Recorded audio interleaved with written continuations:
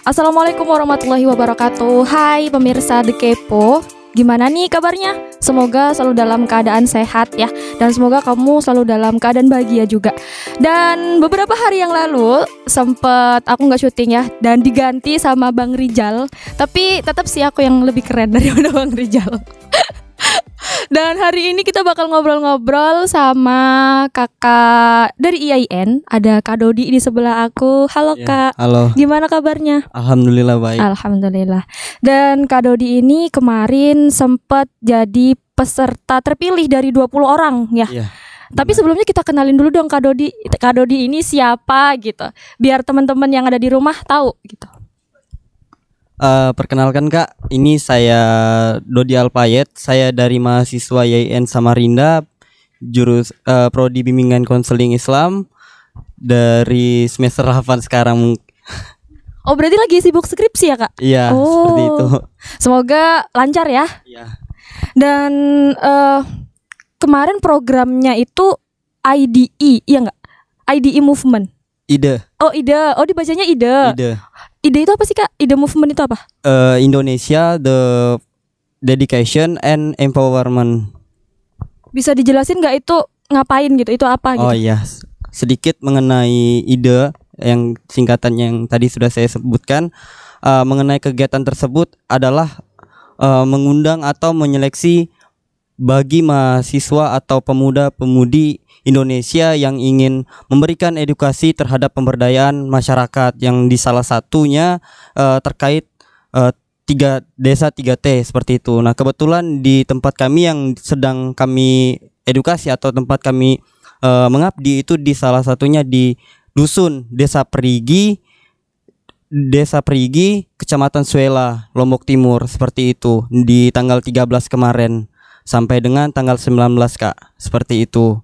Nah, adapun kegiatan yang di sini diajukan teman-teman dari IDE itu juga pun saya rasa juga cukup sebentar ya, tapi untuk pemuda-pemudi Indonesia pun saya rasa cukuplah untuk mengabdi di sini, belajar dari awal seperti itu. Nah, itu sih untuk tawaran dari teman-teman mengadakan kegiatan ini seperti itu. Terus itu kemarin ada persyaratannya gitu nggak Kak? Untuk persyaratan sendiri itu minimal 19 tahun ya. Jadi dia juga untuk syaratnya itu sampai 19 tahun sampai dengan 30 tahun.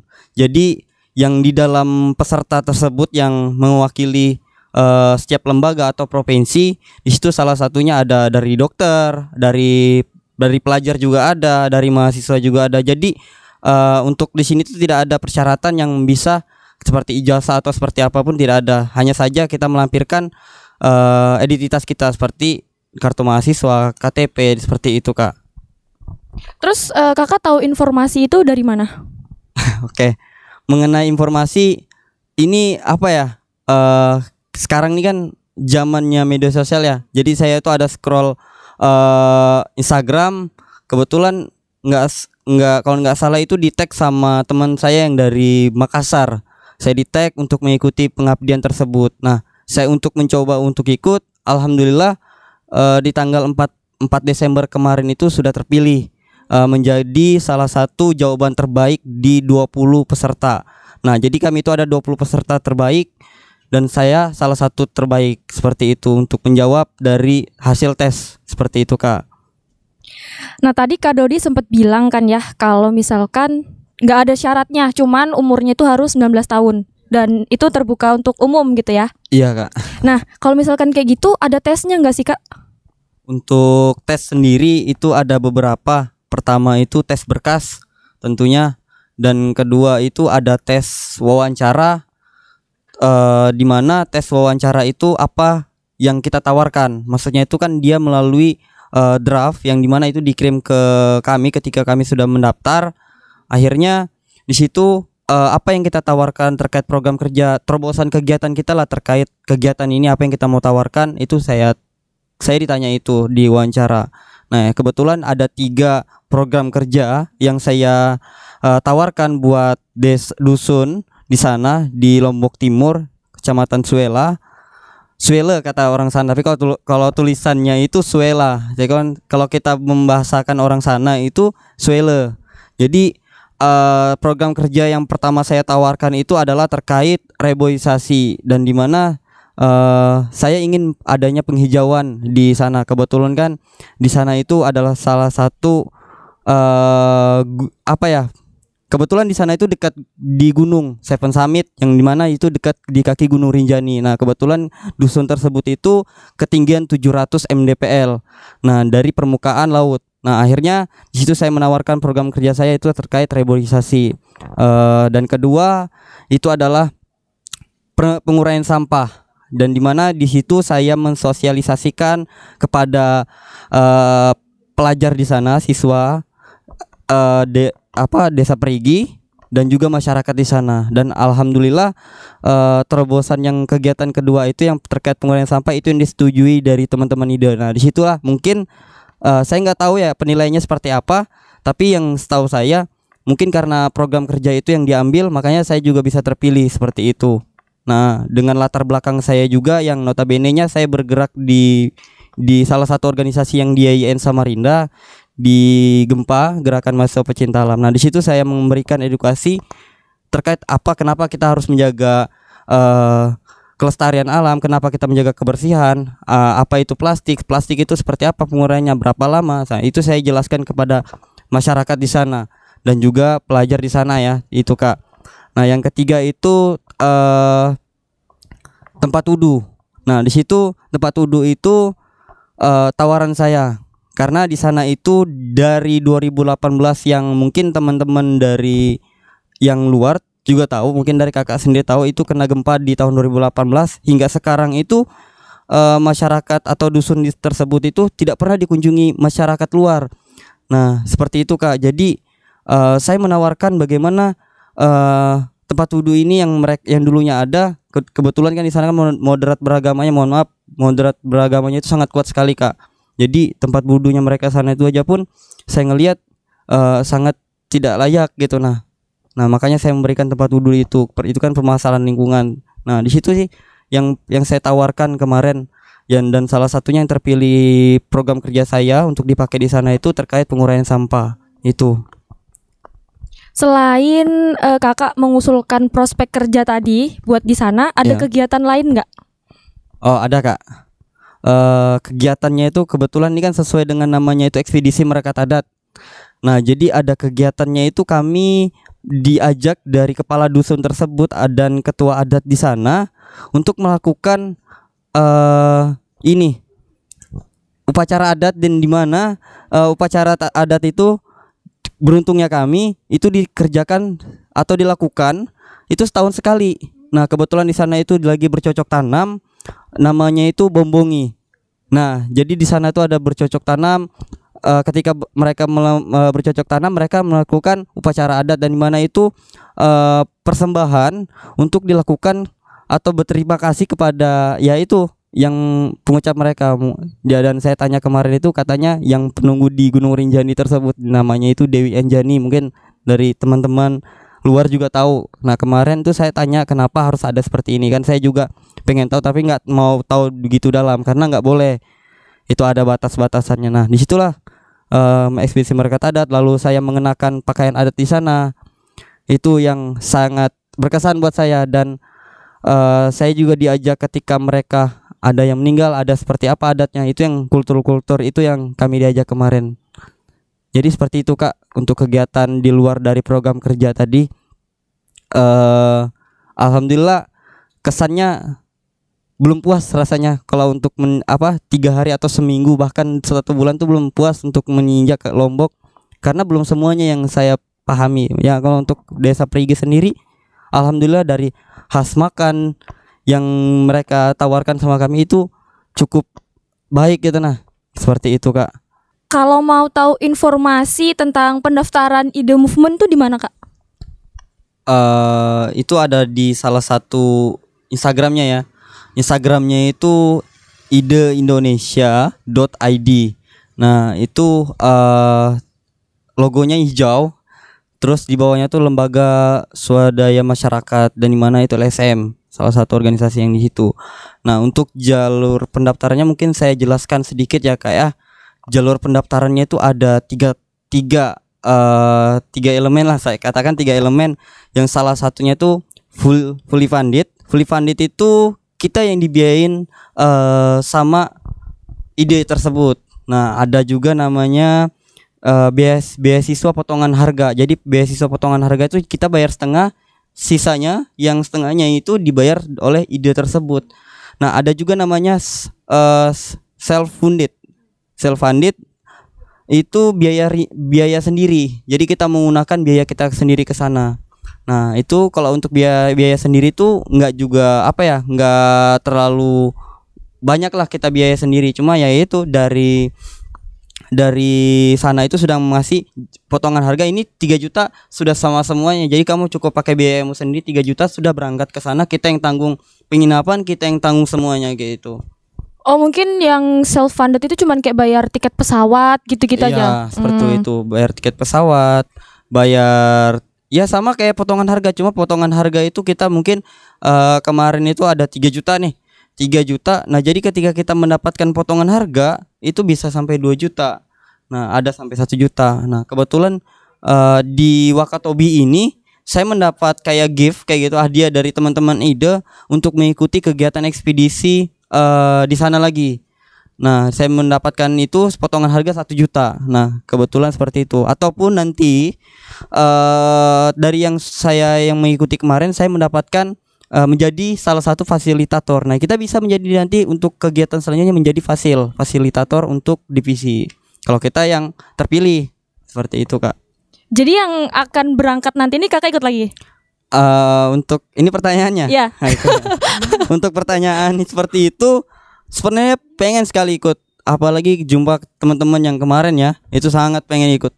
Tapi karena keterbatasan dari senior dan juga bahkan dari dosen Warik 3 itu sudah bilang ini sudah terakhir kamu berangkat, nggak ada berangkat lagi karena harus fokus studi seperti itu. Kebetulan ya itu sudah semester akhir, sudah nanti aja berangkat, kasih lah teman-teman yang lain. Makanya untuk ini saya juga kasih buat adik-adik yang di bawah untuk mengikuti kegiatan tersebut karena ya itu sifatnya ini edukasi sekali kepada masyarakat gitu. Nah, apalagi notabene-nya latar belakang kita itu kebetulan jurusan saya itu jurusan pemberdayaan masyarakat di bimbingan konseling Islam. Nah, makanya saya pengen sekali ada di mahasiswa Yayan Samarinda untuk mengikuti kegiatan ini. Seperti itu, Kak. Oke. Nih, siapa tadi yang mau daftar? Mumpung kakaknya nggak ikut, kamu bisa ikut. Itu Ya. juga mau ikut. Nah, boleh tahu nggak sih Kak hambatannya kakak selama ada kegiatan di sana tuh? Oke. Mengenai hambatan, tentunya kemarin sebelum berangkat itu kan mungkin dari awal 4 Desember itu. Nah, kebetulan di bulan 3 kemarin itu saya terkendala ada musibah keluarga. Nah, itu ada musibah keluarga dan di mana itu sebenarnya saya sudah cancel. Tapi dukungan dari teman-teman, dari senior, dari dosen dan sebagainya, ya saya berangkat begitu. Nah, dan kedua itu hambatannya ketika sudah tiba di sana, yaitu saya baru pertama kali keluar Pulau Kalimantan seperti itu. Nah, akhirnya saya sampai sana itu hambatan saya. Dan ketiga itu di Desa Prigi tempat saya pengabdian, itu masyarakat di sana tidak ada menggunakan bahasa Indonesia sama seperti kita pada umumnya. Jadi mereka di sana itu pakai bahasa Sasak. Nah, karena mayoritas di sana itu suku Sasak seperti itu, Kak. Nah, jadi itu hambatan paling ngena banget ketika saya mengabdi di sana karena ya jarang-jarang nih kita mengedukasi atau kita KKN di tempat orang itu kadang-kadang bisa bahasa Indonesia, tapi kali ini wow banget gitu lah. Kita ditemukan sama orang yang dimana itu beda suku sama kita dan itu kita baru pertama kali keluar dan dia tidak bisa bahasa Indonesia sama gitu. Nah, pada masyarakat pada umumnya seperti itu, Kak. Selain mengikuti kegiatan ide movement, kakak pernah ikut kegiatan lain nggak yang mirip-mirip kayak gitu? Untuk pengabdian begitu ya. Untuk pengabdian banyak ya. Cuma di salah satu organisasi saya yang dimana itu di organisasi internal Yayan Samarinda, UKM Gempa, Gerakan Mahasiswa Pecinta Alam, saya melakukan kegiatan pengabdian yang serupa seperti ini itu kemarin di tahun 2020. Saya melakukan kegiatan ekspedisi di Penajam di Dayak Pasir, di kebetulan di situ tuh di ini Mului, Kampung Mului. Kampung Mului di sana itu kampung Dayak Pasir asli di sana. Saya melakukan edukasi di sana dan memberikan kegiatan yang serupa yang saya lakukan di Lombok. Nah, itu tadi landasan saya untuk berangkat ke sana itu sebenarnya dapat gambaran-gambaran dari sana. Jadi hampir serupa kegiatan yang saya lakukan di sana, hampir serupa. Contoh hal yang seperti tadi yang penguraian sampah, sosialisasi mengenai penguraian sampah itu seperti apa di masyarakat, karena jarang masyarakat, apalagi masyarakat yang notabene-nya itu terpencil ya, yang dimana dikatakan terpencil, terdepan, 3T seperti itu, dia tidak tahu mengenau terkait apa itu sampah seperti itu. Makanya saya memberikan edukasi yang seperti hal yang serupa seperti itu. Nah, itu di kegiatan-kegiatan saya sebelumnya di tahun 2020 itu di Mului. Di 2019 itu saya di di Samarinda, di mana Pampang, Desa Pampang itu di situ salah satunya. Itu sih untuk pengalaman saat ini yang kegiatan yang serupa seperti itu, Kak. Pesan dan kesan Kakak selama mengikuti kegiatan itu apa? Pesan dan kesannya untuk kepada teman-teman mahasiswa YIN khususnya, harapan saya untuk, karena saya mungkin tidak tahu ya apakah saya bisa mengikuti kegiatan yang seperti ini atau tidak. Harapannya ya bukan hanya saya yang bergerak di bidang edukasi terhadap masyarakat seperti ini, tapi melainkan seluruh mahasiswa. Bukan hanya memandang saya latar belakang saya mentang-mentang saya ekonomi tapi tidak bisa memberikan edukasi terhadap masyarakat, tapi bahkan ini seluruh mahasiswa wajib untuk mengikuti kegiatan yang hal yang serupa. Karena apa? Kita kuliah bukan hanya mengejar apa nilai yang kita dapat, tapi apa yang sudah kita berikan terhadap masyarakat. Itu sebenarnya, jangan kita kuliah hanya duduk mendengarkan tapi tidak ada pengaplikasian secara langsung terhadap masyarakat. Bukankah salah satu mahasiswa ini adalah kita punya pendidikan yang luar biasa. Kita sudah besar gitu, mahasiswa, dimana kita dikatakan agen of control. Nah, seperti itu. Cuma saat ini jarang gitu, ada mahasiswa kegiatan-kegiatan yang seperti ini yang dilakukan secara pengaplikasian. Nah, di sini saya untuk menjelaskan atau kesan dan pesan terhadap mahasiswa YIN Samarinda khususnya, harapannya masih banyak masyarakat dan desa yang membutuhkan kita, apalagi notabene kita kampus Islam seperti itu, banyak sekali. Yaitu sih kepada teman-teman mahasiswa baru yang ada di YIN Samarinda maupun di bawah semester saya, harapannya seperti itu. Jangan hanya memandang saya harus jurusan pemberdayaan masyarakat seperti itu. Keren banget ya cerita dan pengalaman yang udah di-share sama Kak Dodi tadi. Sangat menginspirasi, sangat memotivasi. Semoga kita gak males-males dan sering ikut kegiatan kayak Kak Dodi. Dan terima kasih juga buat Kak Dodi yang udah datang ke sini, udah share pengalamannya buat kita semua. Dan kalau misalkan kamu mau tahu informasi lebih lanjut tentang ide movement tadi, bisa follow IG-nya di mana, Kak?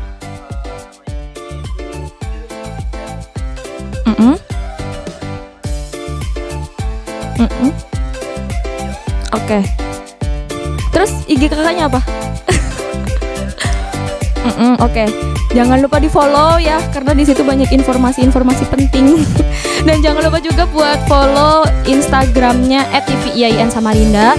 Jangan lupa juga buat nonton video-video sebelumnya di sini. Jangan lupa juga buat subscribe. Jangan lupa buat like, comment, share juga. Tonton terus videonya dan share sebanyak-banyaknya. Bye.